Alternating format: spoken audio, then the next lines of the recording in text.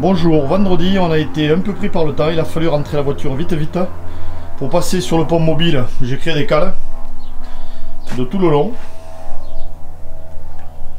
comme vous pouvez voir, de manière à surélever la voiture pour intégrer le pont mobile parce qu'elle est très basse, ça passait pas. Bon, ça je reviendrai dessus, je vous montrerai un peu comment j'ai fait en sortant la voiture. Là la priorité ça va être de contrôler nous allons contrôler les compressions, tout simplement avant de démonter le moteur. Donc on va faire un essai compression, un essai pression, liquide refroidissement et contrôle joint culasse. Et si tout est carré, on sait que le moteur déjà marche très bien, mais au moins on pourra le remonter sans souci, donc on pourra se permettre de le peindre et tout ça. Voilà, donc pour pouvoir travailler proprement, petit bricolage simple, j'ai acheté sur internet, ça je pourrais vous donner le site, des lampes qui sont des lampes à LED tout à fait classiques. Au bout j'ai rajouté une prise, voilà, vous pouvez voir. Et après l'astuce, c'est des petits aimants qui ont des petits crochets selon au bout, donc ça me permet de les accrocher n'importe où au niveau du capot et d'éclairer en LED sans chaleur. Voilà, derrière comme on peut voir, il y a un autre projecteur qui est en cours de fonctionnement, comme vous pouvez voir, pour 8 € et quelques, 10 €, ça crache quand même pas mal. Et l'avantage de la LED, c'est que ça consomme rien, ça chauffe pas. Et on peut le mettre n'importe où. Voilà, donc là, par rapport au fil, par contre, c'est un V8. J'ai pas voulu me casser la tête pour savoir quel était l'ordre d'allumage pour le moment. La priorité, c'est préparer le chantier. Donc, tout simplement, j'ai pris du scotch bleu, que vous voyez ici. En fin de compte, j'ai fait des petites bandes, 1, 2. Derrière, j'ai fait 3. Et celui qui n'a pas de fil, donc je sais que c'est le 4e. Je laisserai le faisceau à droite, le faisceau à gauche, parce que pour tester les compressions, il faut démonter les bougies une par une, faire tourner le démarreur, donc il faut être 2, et surtout virer l'allumage, parce que vu que c'est un V8, sur 7 cylindres, il part sans problème. Voilà. Donc maintenant je vais brancher et je vous remontre ce que ça donne. Voilà, là je viens de brancher le projecteur, donc l'avantage, voilà, je le mets où je veux, et voilà avec un petit projecteur LED. L'éclairage du moteur pour travailler, ce qui est quand même bien pratique. Là je vais faire pareil, mettre des scotch, 1, 2, 3, 4, et je vais pouvoir débrancher. Donc l'intérêt, voilà, du projecteur, si vous voyez là, c'est une lumière plutôt douce, mais on y voit super bien pour travailler.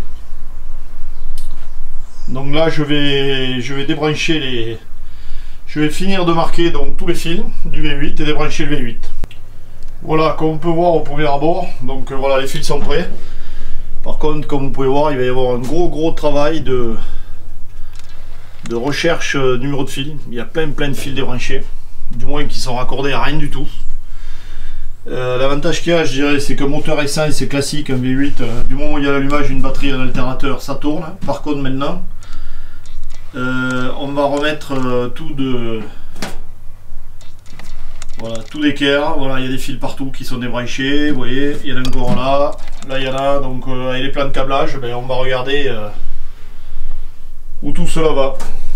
Ben, dans les essuie-glaces marche pas, bien entendu, ben, ça paraît logique, puisqu'il y a pas mal de choses qui sont pas branchées. Voilà, comme on peut voir, la direction assistée, quelques fuites. Voilà. Et vous voyez l'éclairage, voilà. Simplement, ça sert à rien d'éclairer 800 mètres carrés si on a besoin de 3 mètres carrés pour y voir super clair. Donc j'ai de la LED que je vais mettre tout le tour du garage, je vous montrerai une fois installé. Et surtout, je vais garder quelques projecteurs comme ça. L'intérêt, c'est d'éclairer la zone où on travaille, puisque c'est tout ce qu'on a besoin. Voilà. Les fils de bougie ont donc été entièrement levés. Je les ai mis côté droit, côté gauche. Donc là, le plus gros souci qu'on va avoir, ça va être d'arriver, parce que vous voyez, celle-là de bougie est atteignable. Voilà, on arrive à passer. Hop. Voilà, par contre, vous en avez une qui est sous l'échappement du milieu. Donc le souci de celle-là, c'est que je sais pas du tout comment on va pouvoir arriver à l'attraper. Donc on va essayer de passer avec une clé à œil au lieu d'une clé à bougie classique. Là c'est pareil, bon, celle-là est accessible. celle-là est accessible. Et l'autre est légèrement sous la pipe, mais pareil, si on essaye de passer, vous la voyez là, elle est sous la sortie d'échappement. Et le pire, c'est celle qui est au milieu là. La deuxième est bonne, la troisième très difficile, bon, la quatrième est accessible. Donc on va essayer de passer avec un type de clé à œil. Donc une clé à œil un peu, voilà, décalée, de manière à pouvoir attraper juste la bougie, parce que j'espère que la troisième, on ne va pas être obligé de lever l'échappement pour enlever la bougie, ce qui est quand même un peu surprenant. Mais bon, à l'époque, il y avait peut-être plus de temps que maintenant, où ils changeaient les bougies beaucoup moins souvent. Voilà, donc je vais démonter. Alors nous allons démonter les bougies pour prendre... alors ça, c'est le compression-mètre. Le plus basique, mais très pratique, parce que si on n'a pas les embouts qui vont bien, ce sont des embouts caoutchouc. Il y a 2 diamètres, plus ou moins. Ça permet de caler au niveau de la bougie. Donc comme vous pouvez voir, il y a un coudé et un droit. Vous mettez ça sur l'appareil, puis c'est basique, il n'y a pas de relevé papier. Par contre, l'avantage, c'est que vous n'avez pas besoin d'avoir le puits de bougie exactement du bon diamètre. Donc je dirais que pour un relevé officiel, il faudra prendre un papier pour garder les courbes. Nous, dans notre cas, dans un premier temps, c'est vérifier que la compression du moteur est bonne, parce que quitte à le déposer, voilà, s'il y a du travail à faire, autant le savoir. Si les compressions sont bonnes, puisque le moteur est donné neuf, si ça correspond, il n'y a pas de raison, voilà, de démonter tout le moteur. Et un bon moyen, voilà, c'est les taux de compression. Donc Justine, on va faire l'essai compression. Donc je t'explique. Tu as vu la clé de contact, comment c'est foutu? Une clé de contact. Ouais. Donc tu vas la mettre enclenchée. Quand je te dis vas-y, tu tournes, mais tu maintiens tourner. Alors on va prendre les compressions. Par contre, le gros problème, c'est que j'ai les échappements juste devant. Ça va être chaud patate. Vas-y, fais tourner là.